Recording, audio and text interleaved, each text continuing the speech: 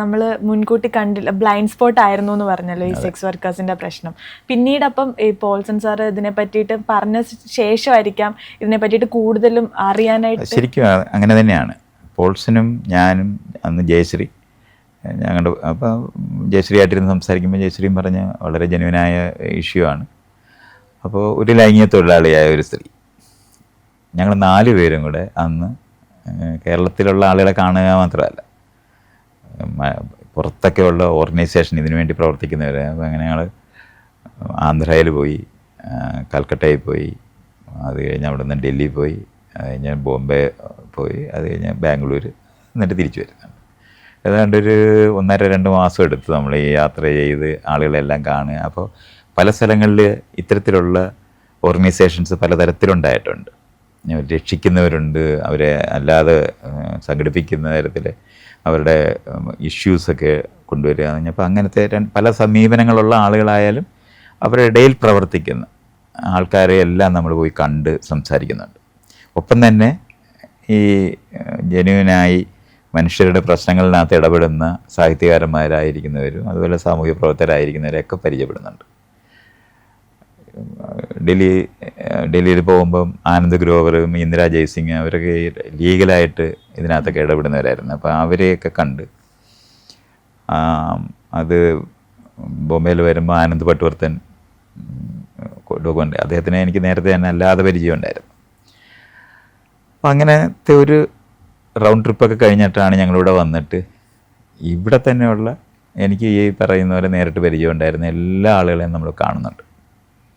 ഞാനിത് പറയുന്ന സമയത്ത് എല്ലാവർക്കും അത് ബോധ്യമാകുന്നുണ്ട്. നമ്മൾ 2 പേരും കൂടി ഇരുന്ന്, ഇപ്പം പോൾസനാണെന്നുണ്ടെങ്കിൽ MSW പഠിച്ചു വന്ന ഒരാളുണ്ട്, അത്തരത്തിലുള്ള മേഖലയിലുള്ള ഒരു അറിവും കൂടെ ഉണ്ടായി. ജയശ്രീ കമ്മ്യൂണിറ്റി മെഡിസിൻ പഠിച്ചിരുന്ന കാരണം കൊണ്ട് അങ്ങനത്തെ, അപ്പോൾ അതിന് ഞങ്ങളൊരു 3 പേരും കൂടെ ചേരുമ്പോഴത്തേനൊരു നല്ല ടീമായി. അങ്ങനെയാണത് നമുക്ക് മുൻകൈ എടുത്ത് നമ്മൾ ഇവരെ ആളുകളെല്ലാം യോജിപ്പിക്കണമെന്നും ഈ വർക്ക് ഞങ്ങൾ ചെയ്തേണ്ട ഒരു വർഷത്തോളം കഴിയുന്നുണ്ട്. ഈ സമയത്താണ് എയ്ഡ്സ് എന്ന് പറയുന്ന രോഗം ലോകത്ത് ഒരു മഹാമാരി, ഇപ്പം നമ്മൾ കൊറോണ വന്നു പോകുന്ന പോലെ അന്നറിയപ്പെട്ട ഒരു ചികിത്സയില്ല. അപ്പോൾ വാർത്തകളിൽ നെഗറ്റീവായിട്ട് ചിത്രീകരിക്കപ്പെട്ടത്. അതെ, ഞാൻ രോഗം ലൈംഗികമായി പകരുന്നതായത് കാരണം കൊണ്ട് രോഗം വന്നവർ പറയുകയില്ല. മറ്റേതെങ്കിലും രോഗമുള്ളവർ പോയി പറയത്തില്ല, ഇത് പറയാൻ പറ്റാതെ അങ്ങനെയും കൂടെ വന്നു. അപ്പോൾ എയ്ഡ്സ് പ്രിവെൻഷന് വേണ്ടിയുള്ള ആക്ടിവിറ്റികൾ ഗവൺമെൻറ് ആരംഭിക്കുന്നുണ്ട്.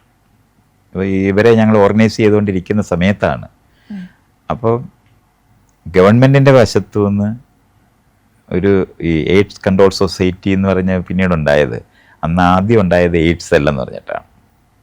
അപ്പോൾ എയ്ഡ്സ് സെൽ എന്ന് പറയുന്നതിനകത്ത് 3 ഡോക്ടർമാരുണ്ട്. അതിനകത്ത് പ്രധാനമായിട്ട് അന്ന് മാധവൻ നായർ എന്ന് പറയുന്ന തിരുവനന്തപുരത്തുള്ള ഒരു ഡോക്ടറും പിന്നെ ഒരു പ്രസന്നകുമാർ, മറ്റൊരു ഡോക്ടറും കൂടെ ഉണ്ട്, അദ്ദേഹത്തിൻ്റെ പേര് മറന്നു.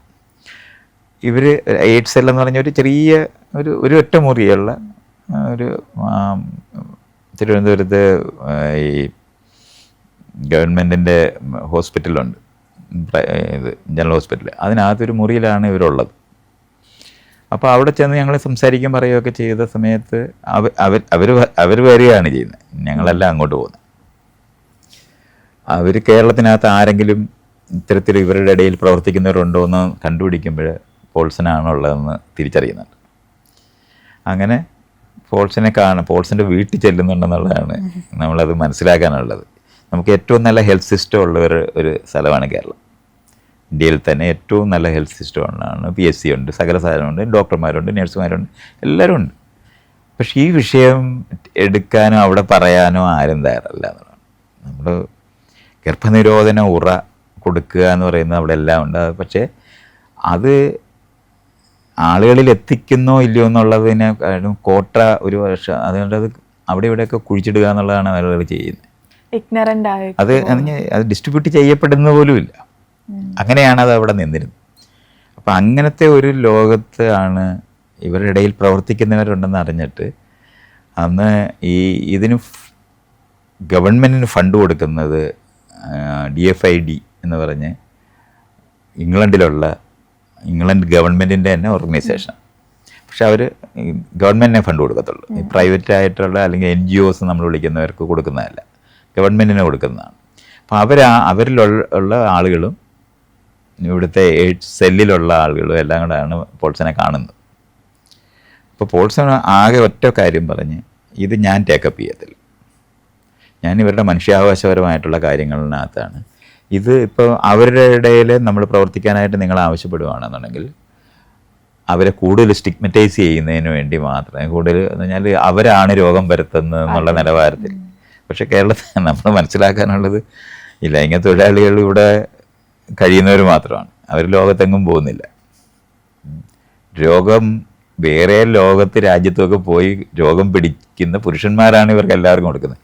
ഭാര്യമാർക്കും കൊടുക്കുന്നത്, ലൈംഗിക തൊഴിലാളികൾക്കും രോഗം കൊടുക്കുന്ന പുരുഷന്മാരാണ്. ഈ ഏരിയ മിണ്ടുന്നില്ല. അതിന് പകരം ഇവരുടെ ഇടയിൽ പ്രവർത്തിക്കാൻ പോകുമ്പോൾ അവരാണ് ഇതിനെ വെക്ടേഴ്സ് എന്ന് നമ്മൾ പറയും. എന്ന് രോഗം അവരിൽ അങ്ങനെ ഒരു രോഗമില്ല.